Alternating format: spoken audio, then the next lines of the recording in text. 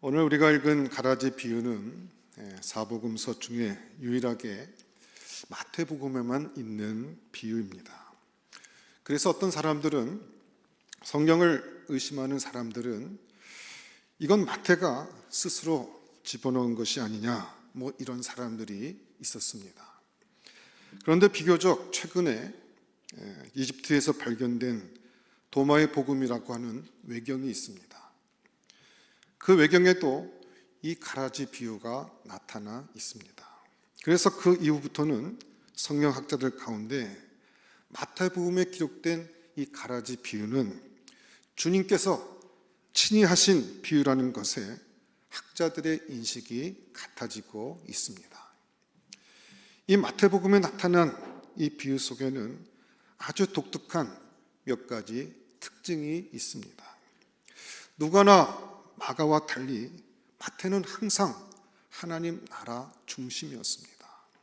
그래서 오늘 비유도 천국은 마치 이와 같으니 그러면서 하나님 나라에 관하여서 이야기하고 있습니다. 그리고 이 마태는 하나님 나라에 대해서 이야기하다 보니까 그 글 쓰는 방식이 장엄합니다. 그리고 그가 세리 출신이었기 때문인지는 몰라도 아주 계산이 정확한 사람의 특징답게 아주 이론적입니다. 그리고 그의 이 복음서의 특징은 교육적이고 특히 교회 생활에 대한 강조가 굉장히 많이 있습니다. 우리는 지난번 말씀 씨 뿌리는 비유가 말씀에 대한 마음의 태도를 주로 강조한 비유라는 것을 배웠습니다. 그런데 오늘 이 마태복음에 나오는 가라지 비유는 어디에 관한 우리의 태도를 가리키는 것일까요? 오늘 본문에 보면 이 가라지 비유는 세상에 대한 그리스도인들의 태도를 강조하는 비유인 것을 알 수 있습니다. 어디서 그 근거를 찾을 수 있느냐 하면 이 88절 해석 본문에 주님이 밭은 세상이요 라고 말씀하셨기 때문입니다. 예수님은 알곡과 가라지가 뒤섞여 있는 밭은 교회나 우리 성도들의 마음이 아니라 이 세상이라고 말했습니다.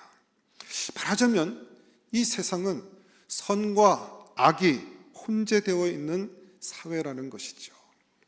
그러므로 이 비유는 그리스도인이 선악이 공존하고 있는 이 세상에 대해서 어떤 태도를 갖고 살아야 할 것인가를 가르쳐 주시는 비유라고 볼 수 있습니다.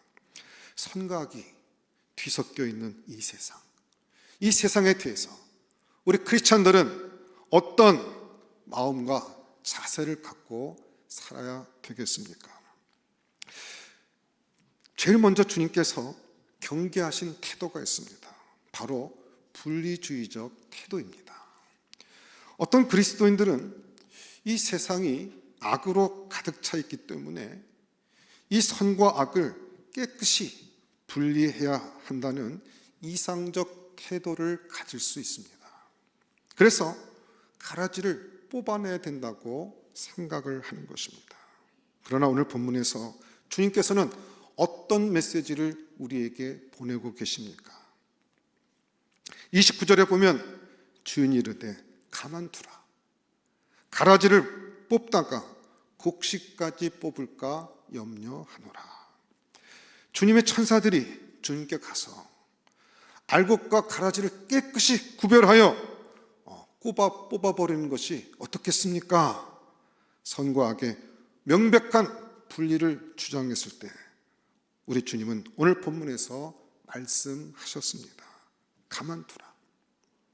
선과 악을 가르지 말라는 것입니다.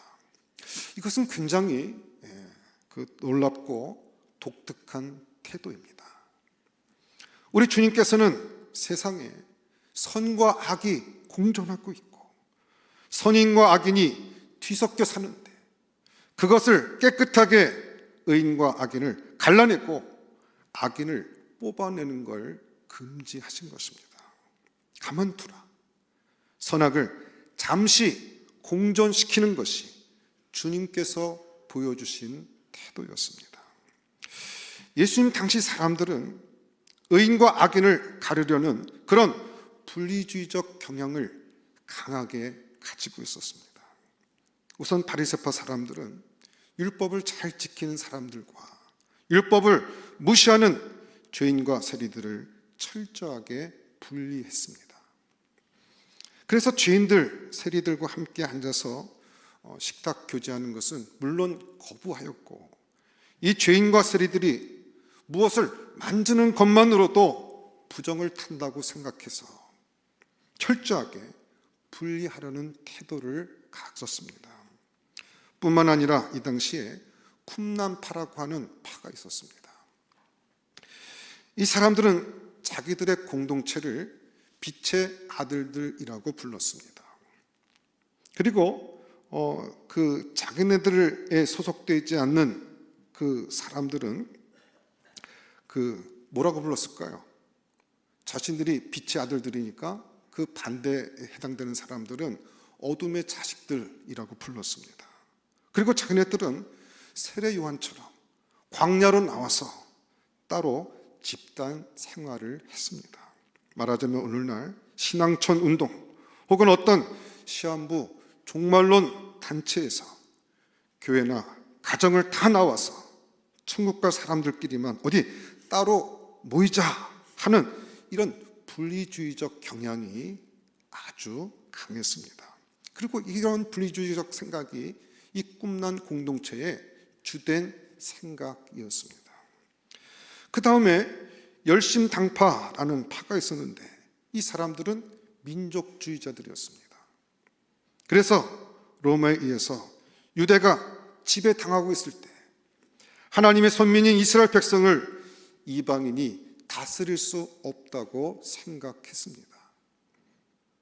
그래서 하나님의 이름으로 우리가 투쟁을 해야 된다고 생각해서 유대인 공동체가 이방인 공동체, 특별히 로마인 공동체를 이 세상에서 뽑아버려야 된다고 생각했습니다. 이들은 민족주의를 바탕으로 한 분리주의적 경향을 갖고 있었습니다. 세례 요한도 그 제자들과 함께 공동체 운동을 벌일 때 그런 경향이 나타났습니다. 마태복음 3장에 보면 세례 요한은 알곡과 쭉정이를 하나님께서 가르신다고 하였고, 쭉정이는 꺼지지 않는 불에 태운다고 가르쳤습니다.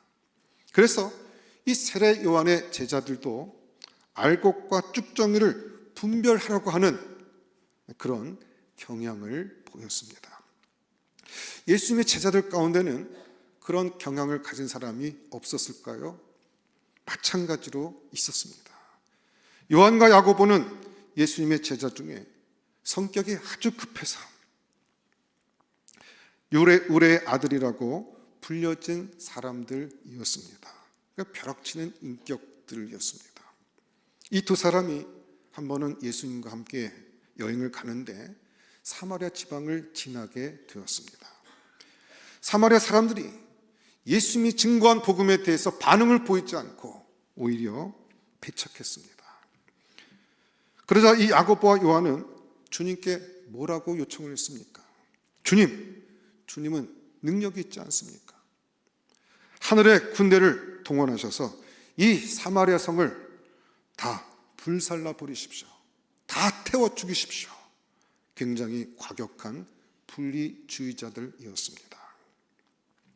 여러분, 이 세상을 살면서 악인들을 다 없애서 뽑아버려서 사라지게 해야 한다는, 그래서 인간 세상에 선인들만 남은 파라다이스를 만들어야 한다는 이런 극단적인 생각은 마귀의 생각이요, 예수님께서 거절하셨던 생각이요, 그 다음에 오히려 그런 생각은 천국을 만들려다가 인간 지옥을 만든다는 것을 우리는 아주 잘 알고 있습니다.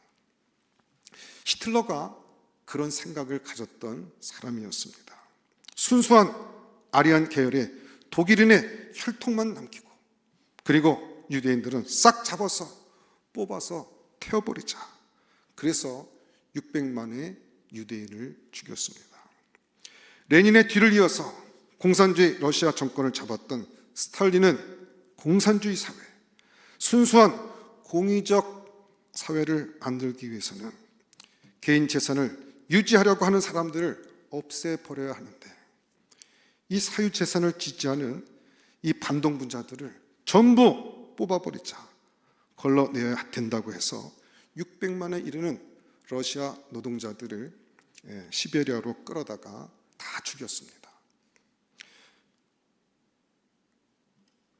여러분, 무서운 일이지 않습니까? 모택동도 문화혁명에서 그와 같은 태도를 보이곤 했습니다. 극단적인 분리주의적 태도, 자기들이 생각하는 선을 이 땅에 완전히 실현시키려고 생각하고 악을 싹싹 뽑아내겠다는 생각은 아주 무서운 생각입니다. 주님께서는 이런 생각을 거절하셨습니다. 천사들이 와서 주님, 이 가라지를 싹 뽑아버릴까요? 했더니 주님께서는 가만두라고 하셨습니다.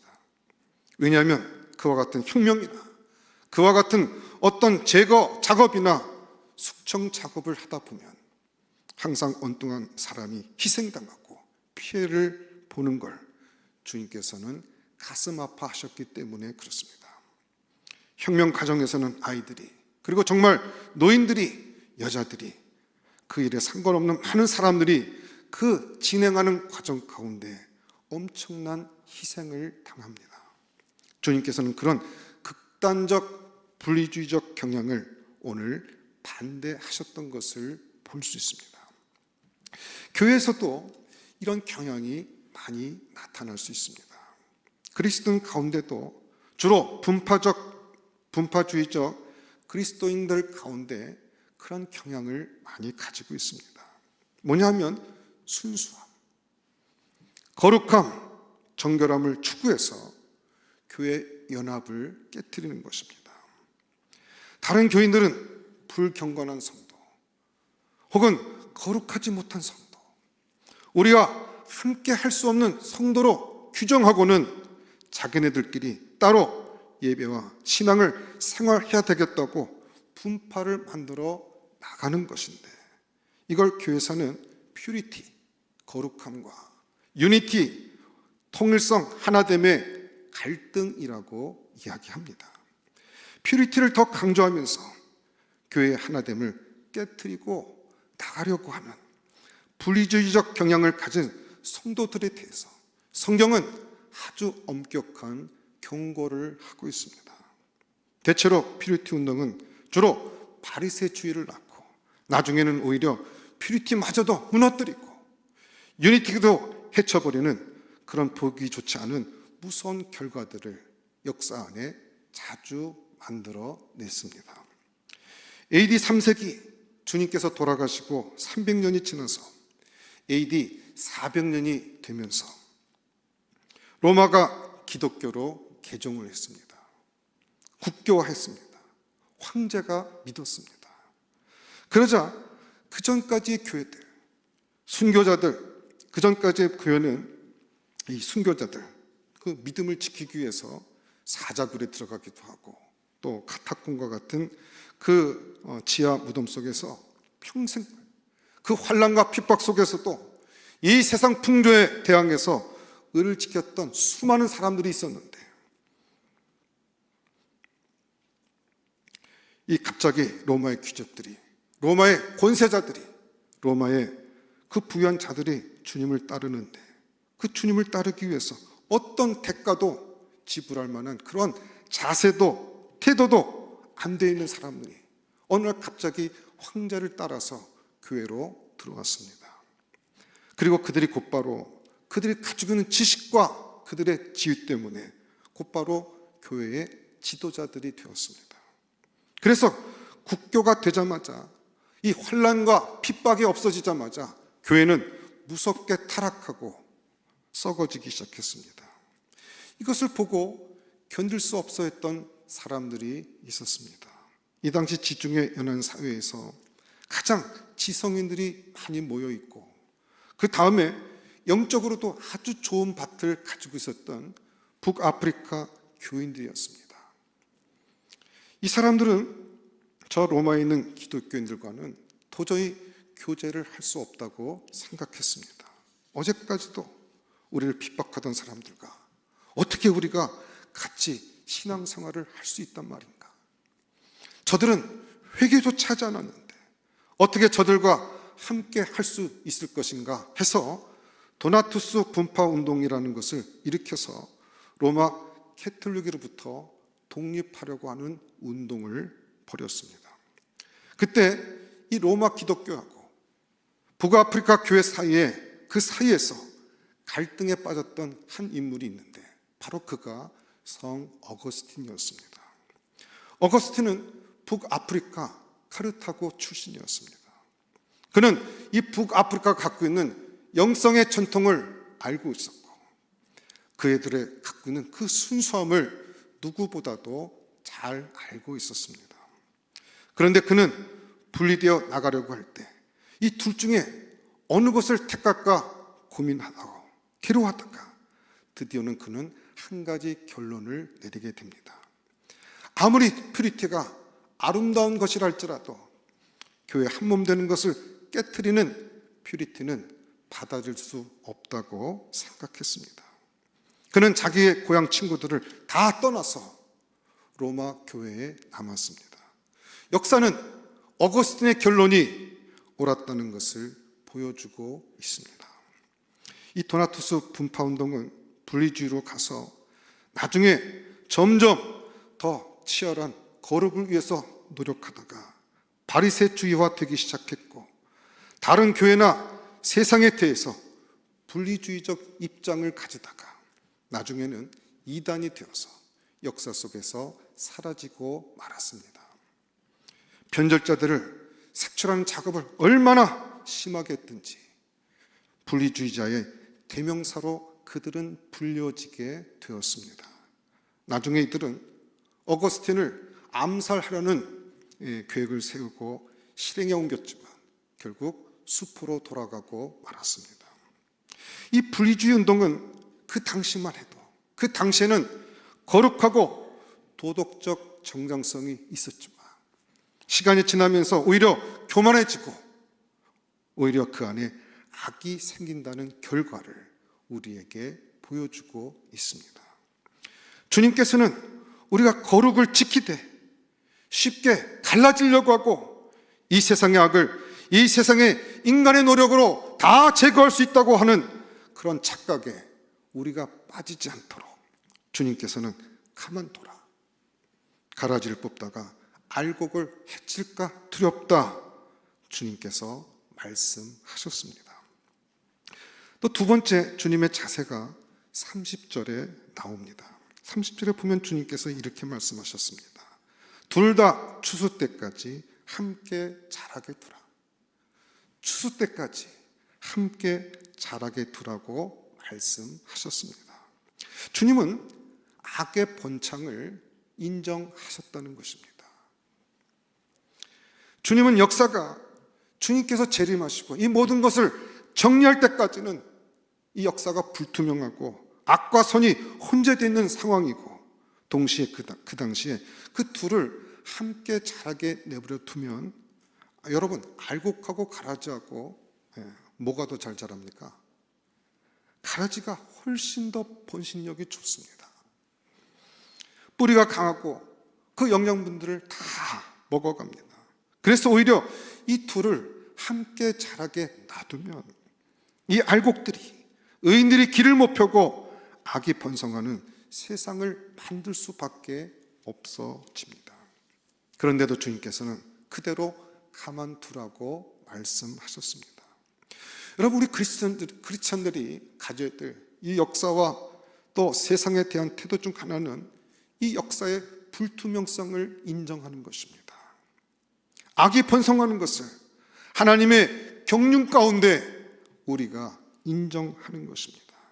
하나님의 때까지는 악이 번성하는 것을 그냥 놔두셨습니다. 그래서 의인들보다는 악인들이 더 잘 되고 여러분 명절 때 식구들이 모여서도 보면 양심 지키고 원칙 지키고 대쪽자로 사는 형님은 더 가난해졌고 적당히 그저 협작하면서 적당히 세상과 어울려서 사는 사람이 더 돈도 많이 벌고, 이 돈도 많이 버니까 부모님께도 더 잘해요. 그러면 그 돈 갖고 참 그건 갖다 드리고 해가지고 부모님과 집안 식구들이 다 그쪽으로 이제 가가지고 올곧게 사는 사람들이 바보처럼 보이고, 참 정말 예수 잘 믿고 양심 바르게 살아오고 정직하게 살아온 사람이 좀 대접받지 못하는 것 같고, 그래서 그런 모임 잘 안 가려고 하는데, 뭐 어쩔 수 없이 가게 되면 세상에서 등쳐먹거나 이렇게 그렇게 살아온 사람들이 오히려 큰 소리치고 기세등등하게 사는 것을 보게 될 때 마음 불편한 생각을 가질 때가 왜 없습니까? 세상적인 방법을 갖고 그런 협작하고 그런 마음 갖고 사는 사람들이 이 땅에서는 훨씬 더 잘 나가고, 모든 사람들의 그와 같은 그런 부러움의 대상을 사는 사람들이 얼마든지 우리 주변에 있고 그거 바라보게 될 때 우리 마음이 편하지 않을 때가 분명히 있습니다. 때로는 선인과 의인들보다 악인들이 더 잘 사는 세상을 하나님께서 허용해 놓으셨다는 사실을 우리는 알아야 합니다. 우리가 이것을 알면 두 가지 극단에 빠지지 않습니다. 첫째는, 이 세상에는 악한 사람들이 더 잘 되는 세상이니까 나 혼자 의로워봐야 이게 무슨 바보짓이냐, 그러면서 나도 저들처럼 살아야 되겠다 하고 동화되는 태도가 있습니다. 이건 잘못된 태도죠. 두 번째 잘못된 태도는 허무주의나 패배주의에 빠지는 것입니다. 신이 어디 있노? 하나님이 있다면 이런 세상을 놔두셨을까? 악인들이 잘 되는 것을 보니까 지켜야 될 원칙도 없고 선을 지켜야 별거 없고, 이거 참 허무하구나. 그런 허무주의와 패배주의에 빠질 수 있습니다. 이것이 세상 안에 있는 이 불투명성, 때로는 악이 번창하는 현실 앞에서 주님이 주시는 지혜로 이 세상을 바라보지 못하고 인간적인 생각으로 쉽게 판단하다가 그냥 세상과 거기에 따라 살자, 아니면 허무와 좌절과 패배주의에 대한 분노 때문에 극단적인 반응을 보이는 인간의 두 가지 잘못된 태도인 것입니다. 주님은 그런 태도를 가지고 세상을 살지 말라고 말씀하고 있는 것입니다. 선과 악이 함께 있고 가라지가 번성하도록 자라도록 내버려 두어라. 이것이 주님께서 역사를 보는 관점이십니다. 그런데 이 역사의 불투명성은 그러면 언제 사라질까요? 주님께서는 추수날에 세상 끝에 정해진 날이 있다는 것입니다. 악인이 잘 되는 것은 마치 잔칫날 받아놓은 돼지에게 음식을 잘 주는 것과 같습니다. 잡아놓은 날이 있기 때문에, 하나님의 심판의 날이 있기 때문에 하나님께서 가만두고 있는 것입니다.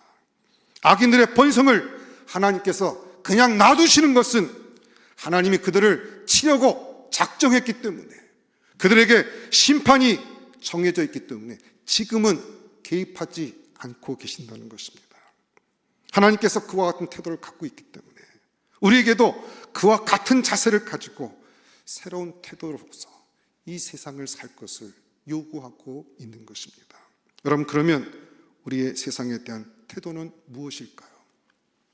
분리주의적인 태도도 아니고 그 세상에 동화되는 것도 아니고, 우리의 태도는 어떤 태도를 가져야 합니까? 함께 살면서도 다른 방식으로 사는 것입니다. 이것을 우리는 구별된 삶이라고 부릅니다.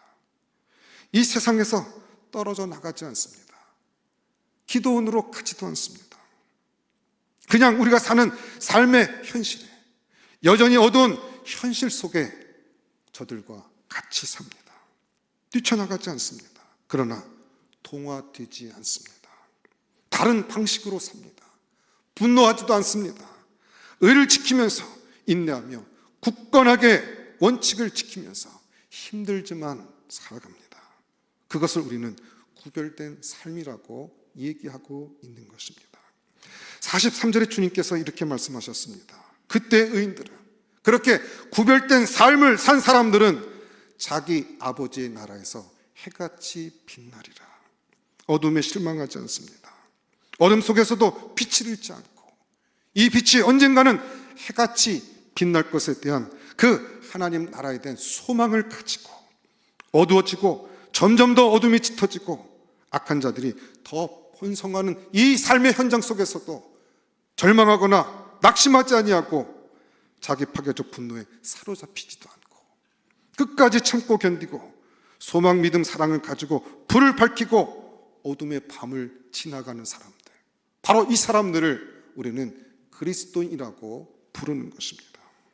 어떤 사람들은 우리의 삶 가운데 참으로 힘들고 어려운 그런 어떤 환경과 가운데 낙심하기도 하고 때로는 그와 같은 패배주의적 의식을 갖고 살아갈 수 있습니다. 그러나 그와 같은 자세가 아니라 이 삶의 현장 가운데 살면서도 그리스도인으로서 다른 자세, 다른 삶의 방식으로 살아갈 것을 주님께서 말씀하시는 것입니다. 여러분, 크리스천의 아이덴티티는 유별난 삶이 아니라 구별된 삶입니다. 이 유별난 삶을 사는 사람들이 있습니다.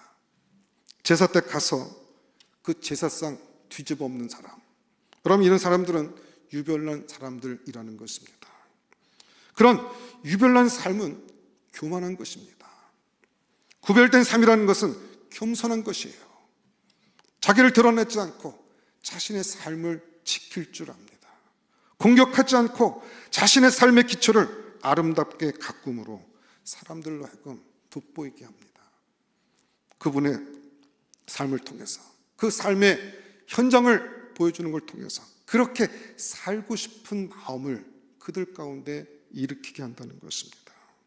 조용한 감화력을 갖고 있는 것이죠. 바로 이것이 구별된 삶, 주님께서 우리에게 요구하시는 삶입니다.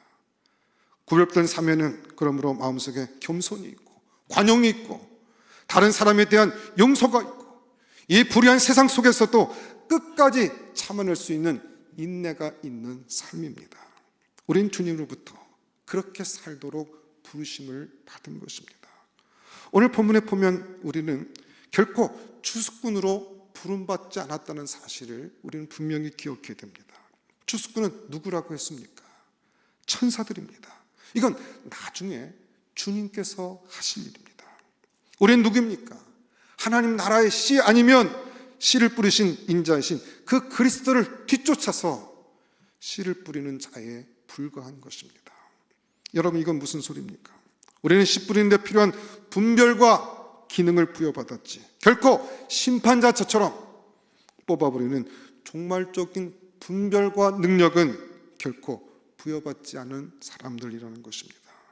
그러므로 우리는 우리 자신을 주수꾼으로 착각해서는 안 되는 것입니다.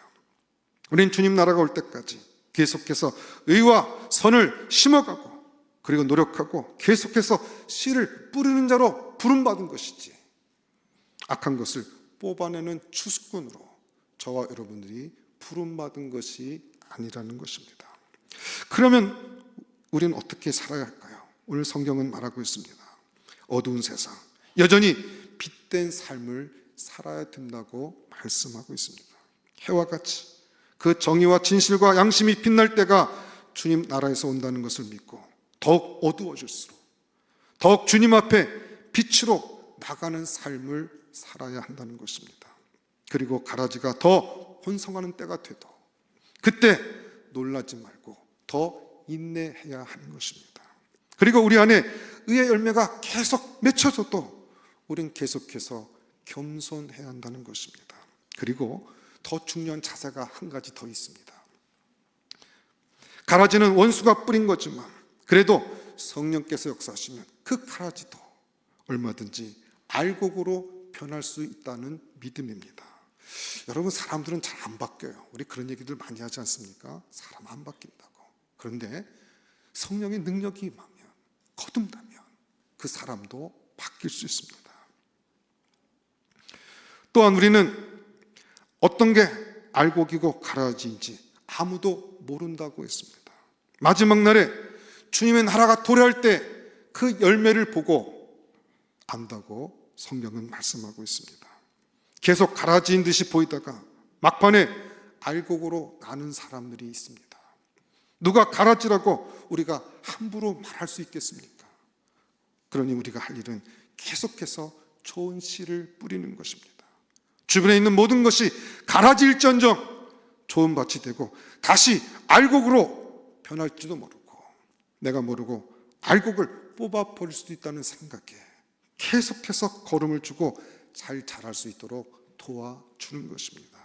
이것이 복음을 전하고 그것을 통해서 이 세상을 섬기는 저와 여러분의 삶의 자세인 것입니다. 전도하고 성령으로 거듭날 수 있는 가능성에 대해서 끝까지 희망을 가지고 가는 이런 사람들은 더 어두워진 세상을 만나도 절대로 절망하거나 분노하지 않습니다. 그래서 이 사람 계속 믿음이 있습니다. 믿음이 있으니까 소망이 생기죠. 소망이 있으니까 분노하고 좌절하고 절망하지 않고 뭐합니까? 주변 사람들을 계속해서 사랑할 수 있는 힘과 능력을 덧입게 됩니다. 긍정적인 삶이라는 것은 세상에 대해서 주님이 보고 있는 이 주님의 시각을 우리도 함께 갖는 것입니다. 가만두라, 함께 자라게 두라. 그러나 마지막 날에 의인은 인정을 받을 것입니다.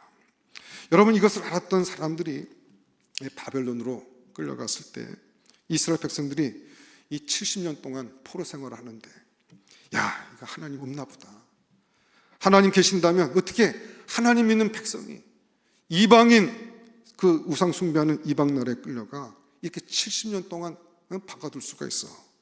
여러분, 그 당시에 이 70년의 세월도 그들은 잘 몰랐습니다. 이거 소망 없다. 그래서 그 바벨론 문화에 그대로 동화된 사람들이 있습니다. 그러나 그때도 끝까지 그 바벨론 문화와 그 죄악된 삶에 동화되지 않고 자기를 지켰던 사람들이 있었습니다. 이 사람들이 70년 만에 고레스 칙령에 의해서 다시 예루살렘으로 돌아오게 될 때 그들이 불렀던 노래가 있습니다. 시편 126편 5절과 6절입니다. 눈물을 흘리며 씨를 뿌리는 자는 기쁨으로 거두리로다. 울며 씨를 뿌리러 나가는 자는 반드시 기쁨으로 그 곡식단을 가지고 돌아오리로다. 그들은 눈물을 흘립니다. 왜요? 이 세상이 결코 밝은 것이 아니고 점점 더 어두워간다는 것을 알기 때문에 마음속에 눈물을 흘립니다. 환경 좋지 않습니다. 그러나 눈물만 흘리고 좌절하며 그들의 운명을 한탄하지 않습니다. 그 사람들은 눈물을 흘리면서도 계속해서 의의 씨앗을 심습니다. 이것은 선지자적인 자세입니다. 이런 태도를 우리는 선지자적 비관주의라고 그럽니다. 인본주의적 비관주의는 절망하고 좌절하고 낙심하고, 인본주의적 낙관주의는 세상을 너무나 긍정적으로 보고 잘못해서 세상을 뒤집어 엎지만, 선지자들은 하나님의 말씀을 지키고 세상에 눈물과 슬픔이 있어도 무너지지 않고 끝까지 마지막까지 소망을 가지고 씨를 뿌리는 자들입니다. 그런 자들은 결국 기쁨의 단을 거두게 된다고 말씀하고 있습니다. 이 어두운 세상을 사는 동안 하나님의 사람들은 절대로 절망하지 않고 눈물이 펑펑 쏟아지고 피눈물이 쏟아져도 또다시 그 씨를 뿌리려고 들판으로 나가라고 말씀하고 있는 것입니다. 이것이 밭을 바라보고 사는 그리스도인들의 태도입니다. 주님은 바로 이런 자세로 우리가 이 어두운 세상을 가라지가 번창하고 있는 그 세상일지라도 그곳에 나가서 그런 하나님의 의의 씨를 뿌리고 이 세상과 다른 구별된 삶을 이 땅에서 하나님의 나라 가운데 우리의 모든 것들을 평가해 주시고 칭찬해 주시는 그날까지 그곳에 나가 눈물을 흘리면서도 씨앗을 뿌려야 할 것을 말씀하고 있습니다. 저와 여러분에게 이와 같은 은총이, 이와 같은 하나님의 부르심에 믿음으로 응답하여 이 땅에 그와 같은 하나님의 사람으로 살아가는 우리 베델의 전가족 될 수 있기를 주의 이름으로 축원합니다. 기도하겠습니다. 하나님 감사합니다. 이 세상 가운데 악이 창궐하고 불의한 이 세상 속에서도 거기를 떠나는 것이 아니라 그 가운데 있으면서도 구별된 삶으로 살아가는 믿음의 종들이 되어서 하나님의 날에 이 모든 역사와 모든 것이 판결나는 그날에 주 앞에 칭찬받는 자로 주 앞에 설 수 있는 믿음의 종들이 다 될 수 있도록 은혜 허락하여 주시옵소서. 이 험악한 악이 창궐한 이 세상 속에서도 낙심하거나 낭망하거나 절망하거나 포기하지 아니하고 그 눈물 속에서도 의의 씨를 뿌리며 세상으로 나갈 수 있는 참으로 용기 있는 믿음의 종들이 다 될 수 있도록 은혜 허락하여 주시옵소서. 모든 것 감사하고 예수님 이름으로 기도드렸사옵나이다. 아멘.